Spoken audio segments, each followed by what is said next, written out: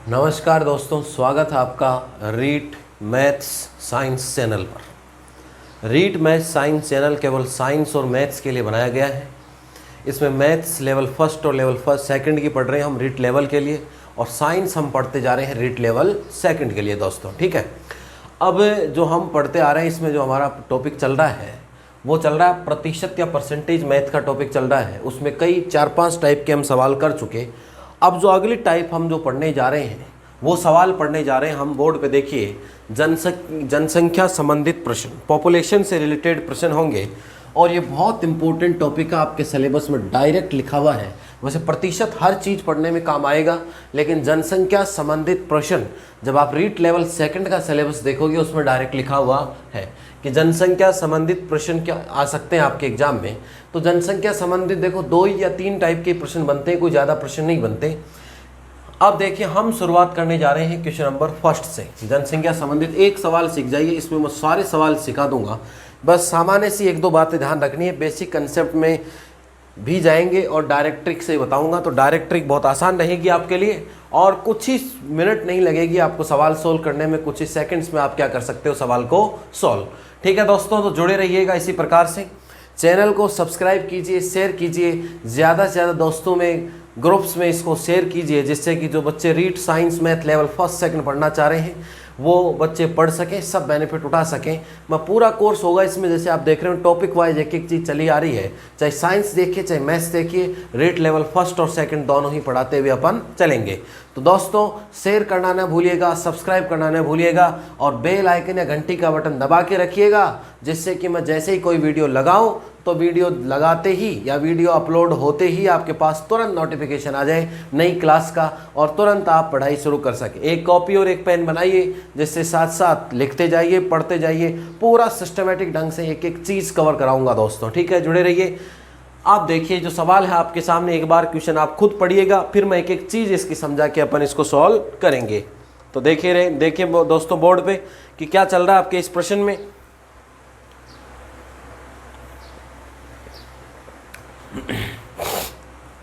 इसमें कह रहा है कि एक कस्बे या एक शहर की जनसंख्या 1,76,000 कितनी बता रहा है, 400।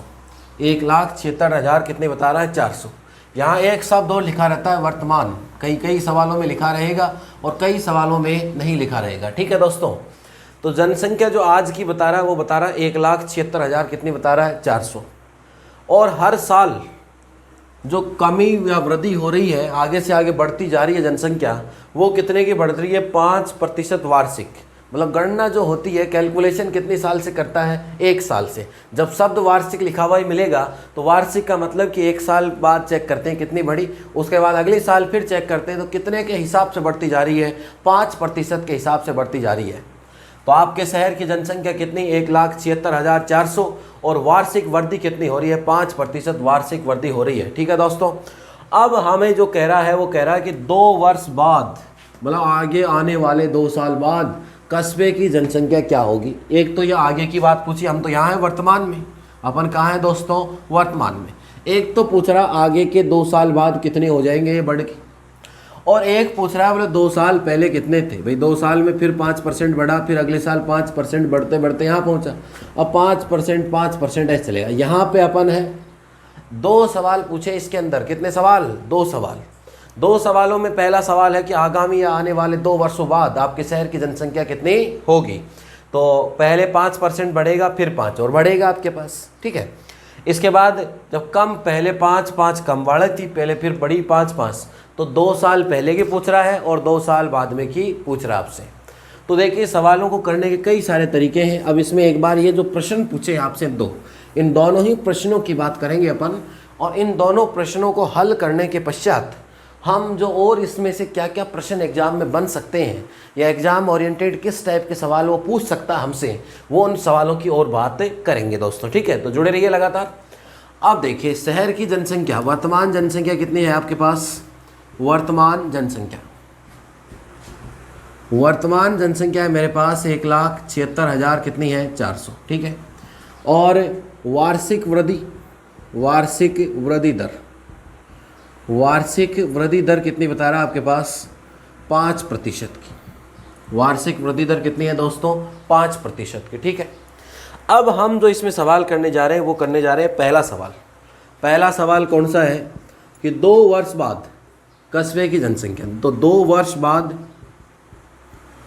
वर्ष बाद कस्बे की जनसंख्या, एक बार मैं पूरा लिख रहा हूँ, एग्जाम में तो ऑब्जेक्टिव आएगा, डायरेक्ट कैलकुलेशन कीजिए और डायरेक्ट ऑप्शन पे टिक लगाइए। तो 2 वर्ष बाद कस्बे की जनसंख्या। अब देखिए दोस्तों, 2 वर्ष बाद कस्बे की जनसंख्या की बात कर रहा आपसे, तो सबसे पहले क्या करना है, जनसंख्या लिखनी है। सबसे पहले आपको क्या करना है, जनसंख्या लिखनी है। तो जनसंख्या कितनी हुई, 1,76,000 कितनी लिखनी है, 400। गुणा का निशान लगाना है, यहाँ लगाना 1 प्लस 10% है तो 10 लगाना है, 5 है तो 5, प्रतिशत है, प्रतिशत हटाने के लिए किसका भाग लेगा, 100 का। ऊपर लगता है समय कितनी साल है, 2 साल। समय कितना है, 2 साल। ये वही है जैसे चक्रवर्ती ब्याज होता है, किसका फॉर्मूला होता है, चक्रवर्ती ब्याज। जब ब्याज पढ़ेंगे तो वही सेम फॉर्मूला है। ब्याज में क्या पढ़ते हैं, मूलधन गुणा 1 प्लस दर बट्टे 100 और घात में क्या होता है, समय। ये किसका फॉर्मूला होता है, चक्रवर्ती ब्याज का। वही फॉर्मूला यहाँ लगेगा। तो फॉर्मूला याद रखिए, जनसंख्या गुणा 1 प्लस 5, 5% तो 5, 10 है 10। कितनी साल की पूछिए दोस्तों, 2 साल की। तो पावर कितनी लगेगी, 2। बस काम खत्म। तो ये कितना हो गया आपके पास, 1,76,400 और गुणा में कितने हो गए, 105। 105 हो गए आपके पास, एलसीएम लेते ही 105 बटे कितना हुआ, 100। 105 बटे कितना हुआ, 100। 2 बार क्यों लिखा, क्योंकि घात कितनी लगी हुई, 2। 2 किसको बताता है दोस्तों, समय को, और ये किसको बताता है, दर या रेट को बताता है। और ये जो आपकी मूल है, मूल का मतलब जो वर्तमान में जनसंख्या ओरिजिनल है उसको बताता है। तो ये तो हो गई मूल या वर्तमान की जनसंख्या। रेट 10% है तो 10 110 हो जाएगा। एलसीएम लेंगे लघुत्तम, तो 100 प्लस 5 कितने हो गए दोस्तों, 105। और फिर बात किसकी कर रहा है, समय की। कितने वर्ष पश्चात पूछिए, 2 वर्ष पश्चात। तो ये हो गया। अब 105 और 100 तो ये कट गया 21 और कितना आएगा, 20। 5 का भाग देंगे बच्चों, ये हो गया 21 और 20। या ऐसे कर लो, इन जीरो को कैंसिल कर लो इससे। तो कैसे भी सोल्व कर सकते हो। ये हो गया 1,76,400 और गुणा कितना हो गया, 21 बटे कितना हुआ, 20। और 21 बटे कितना हो गया आपके पास, 20। अब इस 2 जीरो से ये 2 जीरो कैंसिल कर सकते हैं। 2 गुणा 2, 4 का भाग इसमें चला जाएगा, उत्तर ज्ञात कर लेंगे। तो 21 गुणा 21 करेंगे, 441। ये हो गया आपके पास। और जब इसको रिजल्ट गुणा करेंगे तो ये हो गया 194, 481, 6 4 4 41। तो गुणा कर लीजिए 194 और ये कितना होगा, 481। तो ये हो गया 1,94,481 जनसंख्या हो गई आपके पास। अब कोई भी सवाल होगा, लेकिन ये कंसेप्ट यहाँ से बहुत ज़रूरी है सीखना आपके लिए। कोई भी सवाल होगा, लेकिन यहाँ से ये जो कंसेप्ट सीखा ये बहुत ज़रूरी है मेरे दोस्तों। यही फॉर्मूला किस में काम आता है, चक्रवर्ती ब्याज में। ब्याज भी ऐसे होता है, 1 साल बढ़ गया, फिर अगले साल फिर उस पर बढ़ता है, फिर अगले साल उस पर बढ़ता है। और ब्याज पढ़िएगा जब अपन और कंसेप्ट अच्छे से क्लियर करेगा। जनसंख्या के सवालों में इतना ही ध्यान रखिए, जब आगे आने वाले सालों की जनसंख्या पूछे, अरे किसकी जनसंख्या पूछे, आगे आने वाले सालों की जनसंख्या पूछे, इसका मतलब क्या करना है, प्लस जब वृद्धि हुई, अगर घट रही है किसी शहर में, आदमी ज़्यादा मर रहे हैं, कम हो रही है जनसंख्या, तो उसमें यहाँ निशान किसका आ जाएगा दोस्तों, माइनस का। ठीक है। तो ये हो गया 1,76,000 कितना हुआ, 400 गुणा 1 प्लस 5 बटे 100 की पावर 2 हो गई। तो ये हो गया 1,76,400 गुणा 105 बटे कितना, 100 गुणा 105 बटे कितना हो गया, 100। ठीक है दोस्तों, ये तो वो हुआ जब जनसंख्या बढ़ेगी। बढ़ने का मतलब, और कौन से सालों की पूछ रहा, आगे वाले की, ये तो 2 वर्ष बाद। अब जब पूछे पीछे वालों के, पीछे वालों का मतलब कुछ समय पहले, अरे कुछ समय क्या पूछे, पहले की जनसंख्या अगर आपसे पूछे तो उन सवालों में क्या करना है दोस्तों, इतना ही काम कीजिए कि अभी टेक्निक बताता हूँ। जैसे दूसरा पार्ट है इसका, 2 वर्ष पूर्व कस्बे की जनसंख्या, 2 वर्ष पूर्व कस्बे की जनसंख्या। ठीक है। 2 वर्ष पूर्व का मतलब है जो, तो लिखो 1,76,000 कितनी, 400 गुणा, ये जो गुणा किया आपने, ये ऊपर किया था, अब इसी को कहाँ लगाना है, नीचे। बस इतना ही काम करना है। तो ये हो गया 1 प्लस कितना हो गया, 1 प्लस, और इस बार हो गया 5 बटे कितना हो गया, 100। इसको कहाँ लगाना है दोस्तों, नीचे। तो ये हो गया 1,76,400। अब ये नीचे हो गया तो नीचे का उल्टा हो जाता है, ये 105 बटे 100 होगा। इस बार 105 नीचे और 100 कहाँ आ जाएगा, ऊपर। तो जैसे पहले आया था 21 बटे 20, 21 बटे 20, इस बार उससे जस्ट उल्टा होगा। उल्टा कितना हो जाएगा दोस्तों, अरे उल्टा कितना हो जाएगा, इस बार हो जाएगा मेरे पास 20 बटे कितना होगा 21 और गुणा कितना होगा 20 बटे 21। समझ में आ रही होगी बात सबको।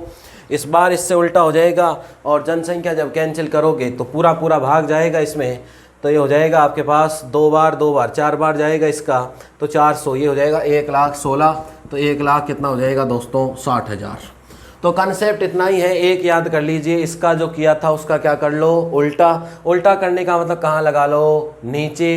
पहले था 105 बटे 100, अब इस बार हो गया 100 बटे कितना 105। अगर यही जनसंख्या वृद्धि की जगह कमी होती तो यहाँ आता 95 बटे 100, अगली बार आता 100 बटे कितना 95, 100 बटे कितना आता 95। ठीक है दोस्तों, तो वृद्धि होगी तो निशान प्लस का, कमी होगी तो क्या होगा, दर 100 में से क्या हो जाएगी माइनस। तो मैं आशा और उम्मीद कर रहा हूँ कि सभी को समझ आया होगा पैटर्न जिससे हमने सोल्व किया। एक फॉर्मूला है, यही सवाल ब्याज में सीखेंगे, यही फॉर्मूला चक्रवर्ती ब्याज का होता है।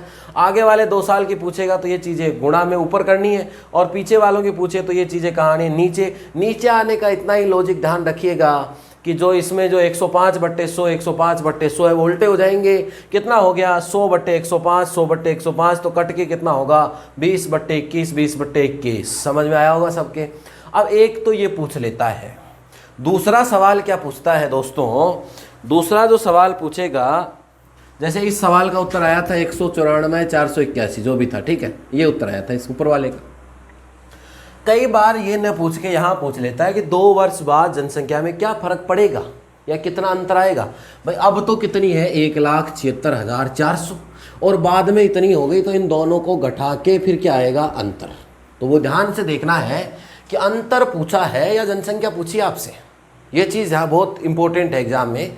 ये ऑप्शन भी दे देता है, बच्चे इसको टिक कराते हैं कि उत्तर आ गया, उत्तर नहीं आया। भाई सवाल में क्या पूछा, अंतर पूछा है, इस सवाल में तो नहीं पूछा है, इसमें जनसंख्या ही पूछी है। कई सवालों में क्या पूछता है, कितना फर्क आया, कितना अंतर, या कितनी बढ़ी या कितनी कम हुई। अब जैसे 1,76,000 था और ये कितना था 1,60,000, तो पूछे कि इन दो सालों में कितना अंतर है, 2 वर्ष पूर्व और अब में कितना फर्क है। तो ये हो गया दोस्तों 16,000 कितने का फर्क आया, 16,400 का फर्क आया आपके पास। आया कि नहीं आया डिफरेंस। तो ये चीज़ है, ये सवाल किससे संबंधित है आपके पास, जनसंख्या से संबंधित। रीट का सबसे इंपॉर्टेंट टॉपिक प्रतिशत या परसेंटेज में। तो लगातार सीखने की कोशिश कीजिए, एक बार नहीं समझ में आया दूसरा। बहुत बेसिक कंसेप्ट है और इस बहुत बेसिक कंसेप्ट से चलते रहिए दोस्तों और पढ़ते रहिएगा। आप देखिए आगे बढ़ते हैं अगले सवाल के साथ।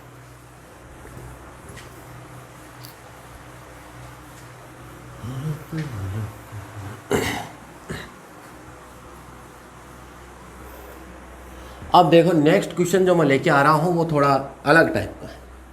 अलग टाइप क्या है, उसमें कैसे समझना है, ये जनसंख्या संबंधित सवाल ना हो के मशीन टाइप सवाल। मशीन कह दीजिए, चाहे कोई गाड़ी कह दीजिए, चाहे कुछ भी कह दीजिए। जैसे भैया आपने कोई गाड़ी खरीदी, आज 5 लाख रुपए की गाड़ी खरीदी आपने, ठीक है, 5 लाख रुपए की आपने गाड़ी खरीदी और 5 लाख रुपए की अब कोई नई गाड़ी लाते हैं। नई गाड़ी धीरे धीरे क्या हो जाती है, पुरानी हो गई। अब जैसे ही गाड़ी पुरानी हो गई तो गाड़ी के पैसे क्या हो गए, कम। गाड़ी के पैसे क्या हो गए, कम। अब आप कहीं भी गाड़ी बेचने जाते हो तो गाड़ी वाला क्या कहता है आपको कि भाई आपकी गाड़ी अब हो गई 2 साल पुरानी, हर साल के पैसे घटते हैं कितने, 10%। अरे भाई हर साल रेट पुरानी जितनी पुरानी होती जाती है गाड़ी की, या कोई भी मशीन ले लो, वो हर साल मान लो कितने कहता है 10% कम होते जाते हैं। अगर आप 2 साल बाद इस गाड़ी को बेचना चाहोगे तो कितने पैसे में बिकेगी ये गाड़ी, 10% कम हो रहे हैं हर साल। अब हर साल 10% कम हो रहे हैं और इस गाड़ी को अगर मैं बेचना चाहूँ तो ये गाड़ी कितने पैसे में बिकेगी। इस टाइप के सवाल एग्जाम में बहुत बार पूछता है और इस टाइप के सवालों को बहुत ध्यानपूर्वक समझना। एक थोड़ा सा लॉजिक लगाऊंगा और थोड़े से लॉजिक के साथ एग्जाम में ये ट्रिक आपके साथ हमेशा मौजूद रहेगी और कोई भी सवाल कभी भी गलत नहीं हो सकता। तो देखिए दोस्तों कैसे चलना है इसके अंदर। पहले एक सवाल लिखता हूँ और सवाल लिखने के बाद हम उस सवाल को सोल्व करना सीखेंगे, ठीक है। इसे कहते हैं मूल्य कम होना। मूल्य क्या कहते हैं इसको, मूल्य कम हो गया किसी भी चीज़ का या किसी भी वस्तु का, क्या हो गया, मूल्य कम हो गया, तो इसे कहते हैं अवमूल्यन। क्या कहते हैं दोस्तों, इसे अवमूल्यन कहते हैं। और अवमूल्यन का मतलब उसके मूल्य में कमी या गिरावट हो गई। अब गिरावट कितनी हुई, 5 साल बाद मैं उस चीज़ को बेचूं, 2 साल बाद उस चीज़ को बेचूं, तो गिरावट इस हिसाब से हो रही है, तो लास्ट में कितने रुपये में वो चीज़ बिकेगी मेरे वापस से। बात समझ में आ रही है सबको। अब देखिए दोस्तों सवाल लिख रहे हैं कि एक मशीन 1,00,000 20,000 में खरीदी गई। क्वेश्चन है एक मशीन 1,20,000 में खरीदी गई। एक मशीन 1,20,000 में खरीदी गई, ठीक है। इसका 10% वार्षिक दर से अवमूल्यन होता है। इसका 10% वार्षिक दर से अवमूल्यन होता है।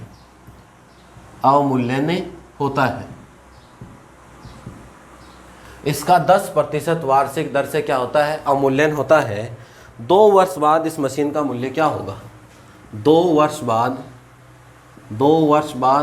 मशीन का मूल्य क्या होगा? 2 वर्ष बाद मशीन का मूल्य क्या होगा?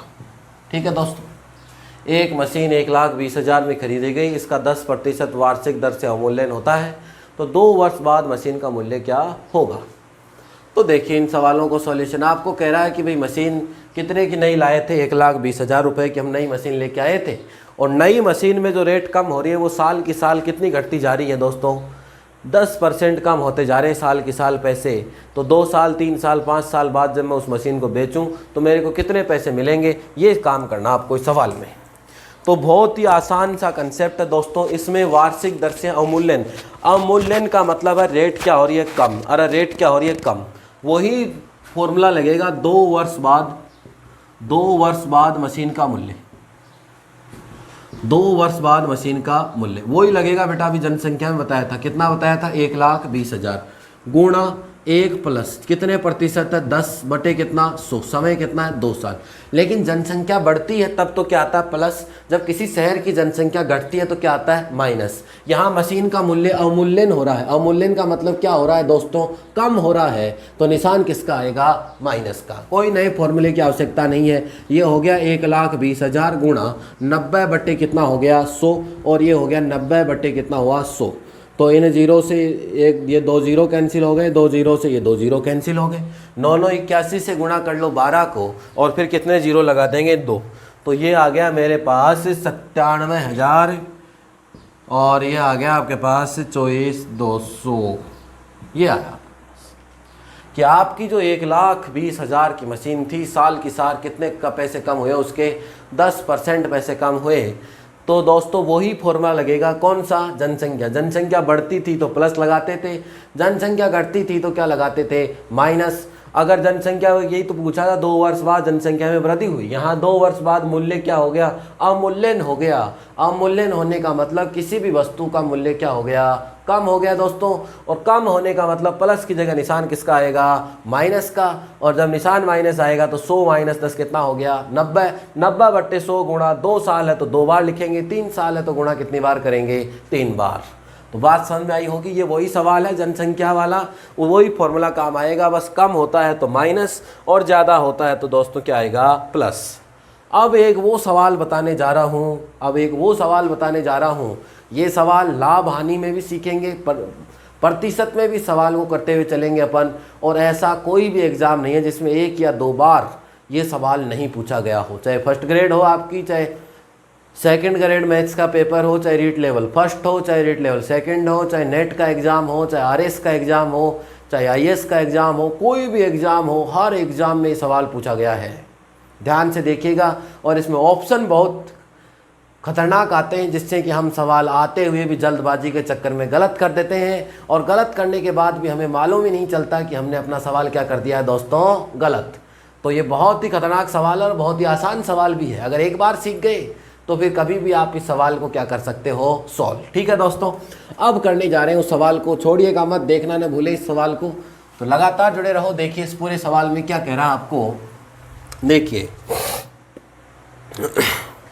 सबसे इम्पोर्टेंट सवाल देखिए। अब इस सवाल को अलग अलग तरीके से पेश किया जाता है। कैसे लिखा जाता है? सवाल 10 तरीके से एग्जाम पूछा जाता है, एक ही चीज़ पूछी जाती है, और ऑप्शन क्या होंगे वो भी मैं बता के चलूँगा। लाभ हानि में भी सवाल को सिखाऊंगा, यहाँ भी सिखा रहा हूँ, और क्षेत्रफल जब आएगा उसमें भी सवाल को सिखाऊंगा। और ऐसा कोई भी एग्ज़ाम नहीं है जिसमें सवाल नहीं पूछा गया हो। तो इसलिए सवाल को देखना मत छोड़िएगा दोस्तों, बहुत बड़ी चूक हो जाएगी नहीं एक एग्ज़ाम में एक सवाल की। तो देखिए एक वस्तु की क्रय की दर में 10% कमी कर दी गई। एक वस्तु की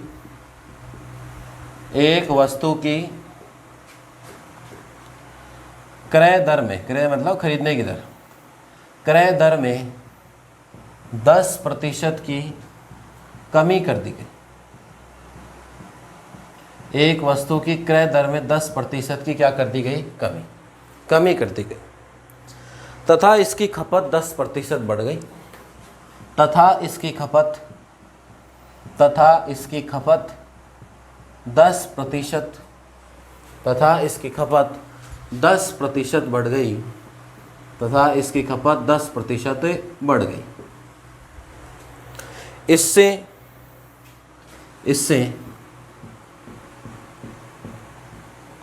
इससे राजस्व प्राप्ति, या जो भी दुकानदार है या जो भी बेचने वाला है, इससे राजस्व प्राप्ति में क्या प्रभाव पड़ेगा, या दुकानदार के लाभ हानि में क्या प्रभाव पड़ेगा, राजस्व प्राप्ति में क्या प्रभाव पड़ेगा, राजस्व प्राप्ति में क्या प्रभाव पड़ेगा। देखिए दोस्तों, एक वस्तु की क्रय दर में 10% की क्या कर दी गई? कमी। इसकी खपत 10% बढ़ा दी गई, और इससे राजस्व प्राप्ति में क्या प्रभाव पड़ेगा। देखिए भी सॉल्यूशन। अब इस सवाल के पहले ऑप्शन की बात करूंगा। 4 ऑप्शन लिखूंगा मैं पहले, 2, 3 और कितने? 4। चुटकियों में भी करना बताऊंगा सवाल को, सेकंडों में भी, और न लाभ न हानि, या कोई फर्क नहीं पड़ेगा, या कोई प्रभाव नहीं पड़ेगा। 1% लाभ, 1% हानि, और उपयुक्त में से कोई नहीं, या 10% या 0.1% लाभ, कोई भी ऑप्शन दे देगा, उपयुक्त में से कोई नहीं। ठीक है दोस्तों। अब इस सवाल को ऐसे भी कह सकता है कि एक सौदागर कोई वस्तु को 10% रेट में कमी कर देता है तो उसकी बिक्री कितनी बढ़ जाती है? 10%। तो उसके लाभ होगा या उसको क्या होगा? हानि। कई जगह देखा होगा आपने, कई जगह, कई बाजार में, कई मार्केट में गए होंगे कि 10% की छूट।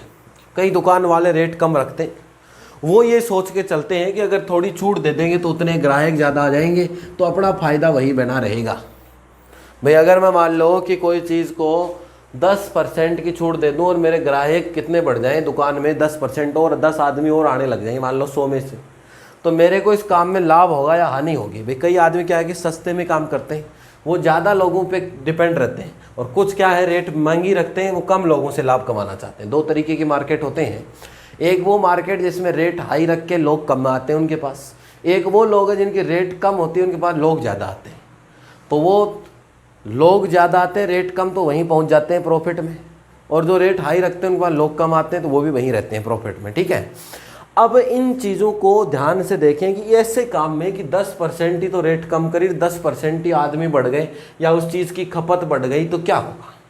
लाभ होगा ना हानि? अब जो बच्चा मैथ का नहीं है, जो बच्चा पढ़ के नहीं गया हो, वो तो देखता है कि बोलो 10% कम करे, 10% आदमी बढ़ गए, रेट कम करी तो 10% आदमी ज़्यादा आ गए, इसका मतलब चीज़ में जितनी कमी करी थी उतनी बिक्री बढ़ गई, तो बोला न लाभ और न हानि। तो अपन इस सवाल में बच्चे आधे क्या 90% बच्चे पेन ही नहीं चलाते और बड़ा राजी खुशी कहते हैं बोले ये सवाल बहुत आसान आया और ये लो जी पहला ऑप्शन। अब पहला ऑप्शन गलत, खुद तो गलत हुआ सो हुआ, कंपटीशन एग्जाम है तो क्या ले डूबेगा? माइनस।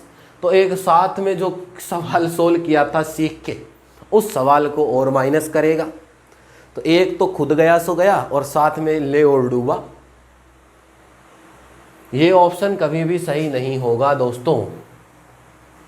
इसका कंसेप्ट क्या है, इस चीज का कंसेप्ट क्या है, उसको सीखने की कोशिश कीजिएगा आप कि कंसेप्ट क्या लग रहा है इस चीज में। देखिए 2 चीजें हैं इसके अंदर सीखने की। एक तो आप चाहे फॉर्मूले से सीख लो, एक तो आप चाहे किससे सीख लो दोस्तों? फॉर्मूले से। और अगर फॉर्मूले से नहीं सीखते हो, किससे नहीं सीखते हो? फॉर्मूले से अगर नहीं सीखते हो तो फिर दूसरा तरीका भी अपने पास क्या है इसका? दूसरा तरीका। करना कैसे इन सवालों को? बहुत सारे तरीके हैं करने के। तो कैसे भी आप इस सवाल को क्या कर सकते हो, सोल्व कर सकते हो दोस्तों। अब सोल्व कैसे करना है, ध्यान से देखिए सवाल को, सोल्व कैसे करना है भाई। देखिए दोस्तों, इस सवाल का जो बेसिक कंसेप्ट है, एक वस्तु की क्रय दर, कोई भी वस्तु, देखो सॉल्यूशन कैसे करना है सवाल का, कोई भी वस्तु कितने की मान के चलते हैं, 100 रुपये की, ठीक है। अब 100 रुपये की वस्तु में कितने की कमी कर दी, 10% की, तो -10%, 100 का 10% कितना हुआ, 90 रुपये हो गया, ठीक है। अब कह रहा है कि 90 रुपये पे पहुंच गए, यहाँ से यहाँ तक 90 पे आ गए। अब कह रहा है कि इस 90 में इसकी खपत बढ़ाऊंगा कितनी, 10%। अरे कितनी बढ़ाऊंगा, 10%। तो 90 का 10% कितना हुआ, 9। तो ये कितना हो गया दोस्तों, 99 रुपये। तो थे कितने पहले, 100, अब कितने हुए, 90 पे 10% बढ़ाया वापस से, 10% आदमी और बढ़ गए, तो 9 रुपये और आने लग गए।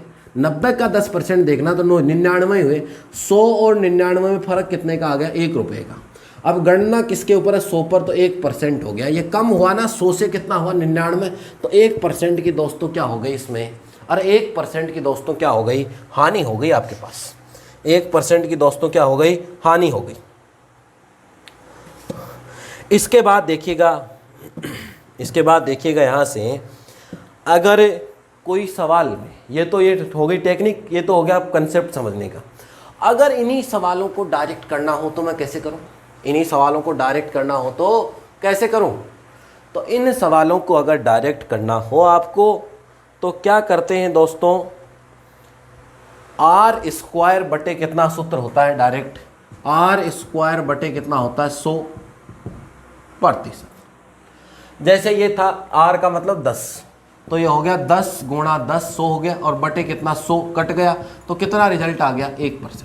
कोई सवाल में मान लो 10 की जगह कितना कहता है, 20 ही, तो आदमी कम हुए और 20 ही रेट कम करी और 20% बढ़ गए। अब दिखता तो बराबर ही है, लेकिन इसमें कमी होगी। इन सवालों में हमेशा क्या होगी दोस्तों, बराबर नहीं होगा, हमेशा क्या होगी, हानि। दिमाग में फिट कर लो, इन सवालों में हमेशा क्या होगी दोस्तों, हानि होगी। और वही सूत्र लगाओ, R का मान कितना है, 20, तो 20 गुणा 20 बटे कितना, 100, तो 2 जीरो से 2 जीरो कट गए। इस बार 1% नहीं, इस बार कितना उत्तर आएगा, 4%।